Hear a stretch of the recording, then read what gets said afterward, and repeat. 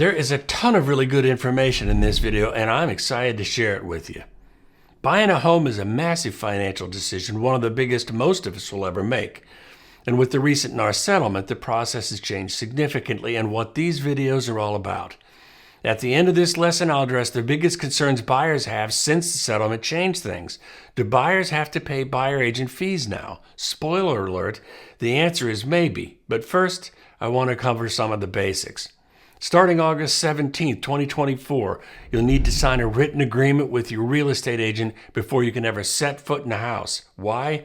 According to the lawsuit, it's all about transparency.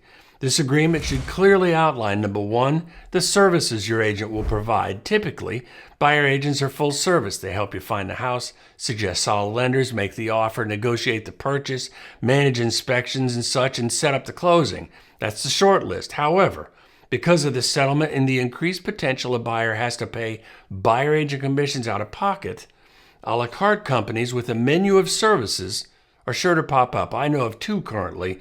I'll cover that topic in just a minute. The second thing you got to have on there, the compensation terms, including the exact amount or rate the agent will earn.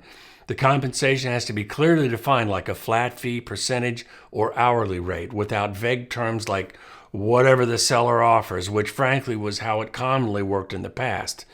I can't imagine a flat fee or hourly rate buyer agent. I have no idea how that would work. I suspect most people will go the full service with a percentage of purchase price route. Now, there are limits on compensation. The agent can't accept any payment beyond what you both agreed on. I mentioned this before, and it used to happen with new construction deals from time to time. I also mentioned elsewhere, contract law says anything can be amended. The suit isn't quite clear on this yet. Remember, fees are negotiable. Broker fees and commissions remain fully negotiable and are not set by law. This is going to become important when I explain the buyer agent commission deficit shortly. Other than full service agents, you should expect to see a la carte companies begin to appear. The two I know of, I'll leave links below, are EllicoRealEstate.com based in New York and Landian.co, more broadly available. There's some irony coming up on that one. The bottom line on these companies is they will break up the full-service business model and charge less because less effort is required by them. Ironically, Landian.co was started by Josh Sitzer, yes, that Sitzer of the Sitzer-Burnett case that brought the suit that started this whole mess. Because they're emerging businesses, and I expect a lot of adjustment to services offered and prices as they figure things out and new ones come along. I really expect a flood of new real estate business models over the next couple of years as they're testing out new models.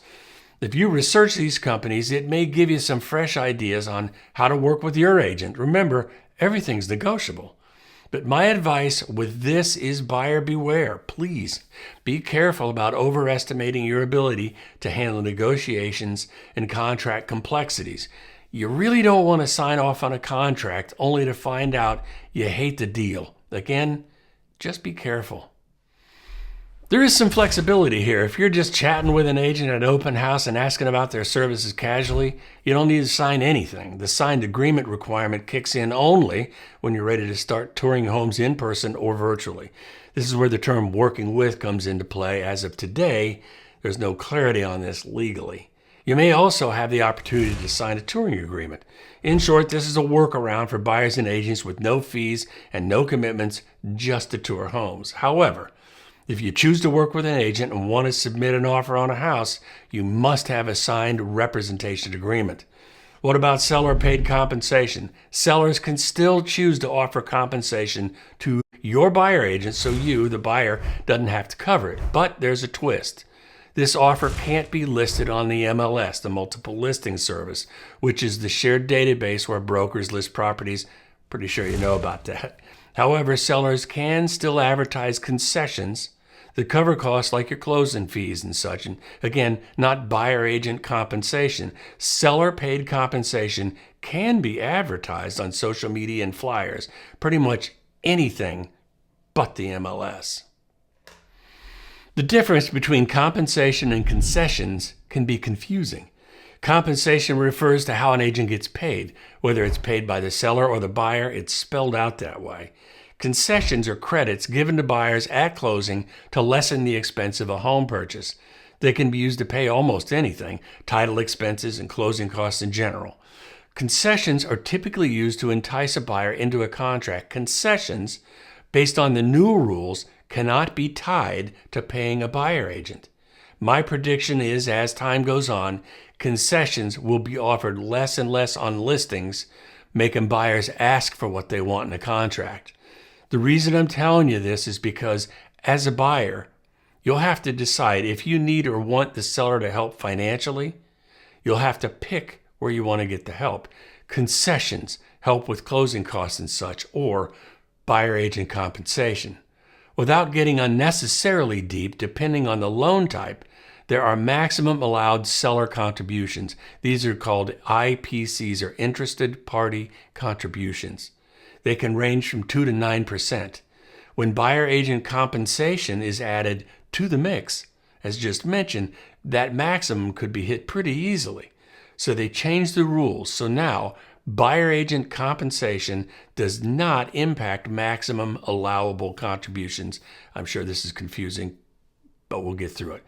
This provides flexibility for both parties in structuring transactions, ensuring that seller-paid commissions do not reduce the funds available for other closing costs or required contributions.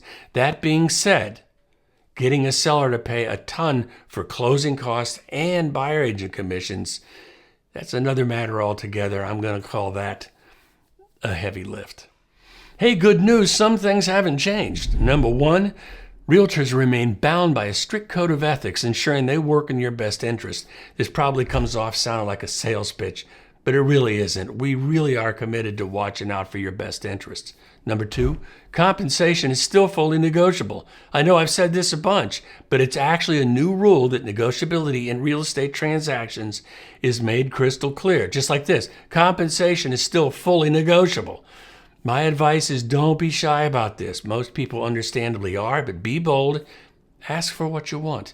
Number three, you have options. Your agent can help you explore different strategies to find a deal that fits your needs. Here's what that means. Work closely with your realtor and your lender. There's a lot of options out there. There's a lot of loan programs and opportunities. Tell them what you want and need in a deal and let them help you find a way to do that. Most often, this boils down to your monthly mortgage payment amount. This settlement is all about empowering consumers. You'll know exactly what services you're getting, how much you're paying, no guesswork, no hidden fees. So when you're ready to buy, make sure you read your agreement carefully and discuss the services and fees up front. This is the most frequently asked question. Do home buyers have to pay their buyer agent commissions now? Maybe. Here's how it works. When you and your agent sign the representation agreement, you will agree on a commission amount and method. It can be a percentage like most of us are used to, or flat rate, hourly rate, whatever. This is what you've agreed that your agent will be paid. Are you responsible for that money? Yes. If you can negotiate that the seller pays the buyer agent commission that equals the agreed upon amount, you owe nothing. You're good. This is what people have been used to in the past. If the seller offers less than the agreed upon amount, there will obviously be a balance due. What you need to know is that difference is negotiable. For example, if you write an offer and after negotiations, there's a $5,000 shortfall in your agent's commission, meaning the seller is willing to pay all but $5,000 in compensation for the buyer agent, you either have to pay $5,000 difference at closing out of pocket, roll it into the loan if possible, or swap out down payment dollars.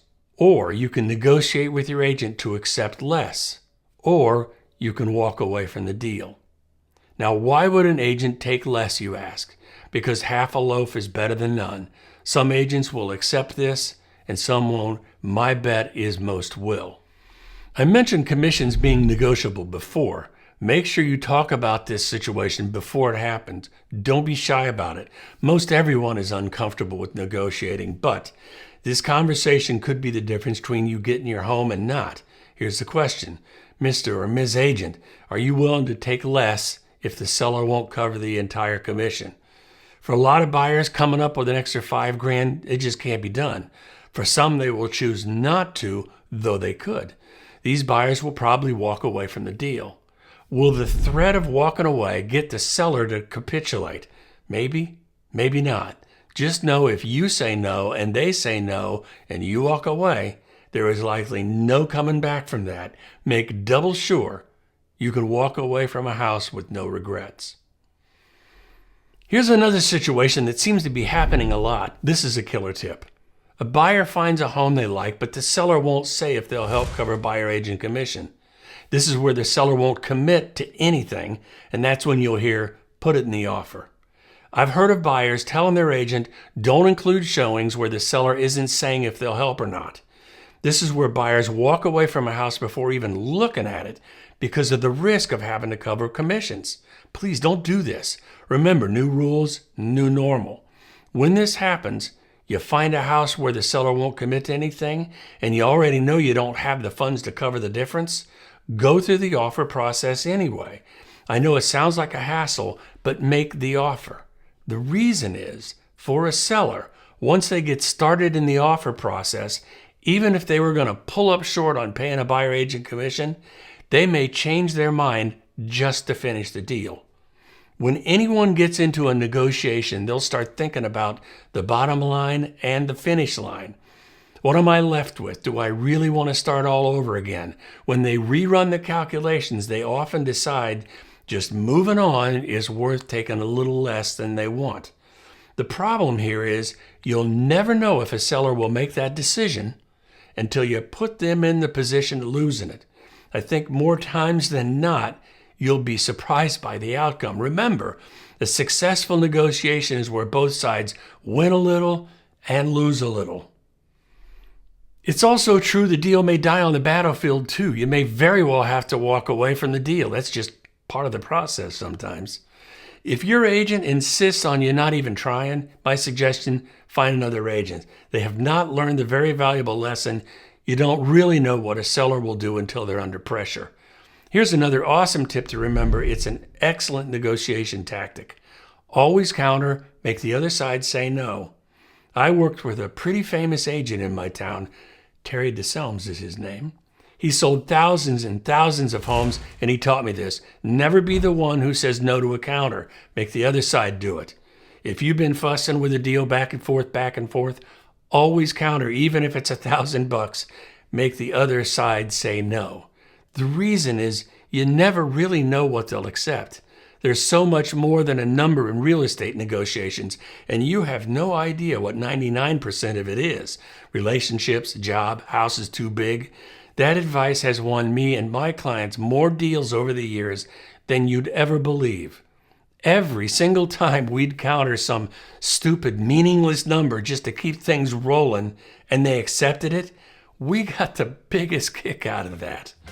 Hey, pat yourself on the back for watching this entire video so you can have a better idea of the new normal in real estate.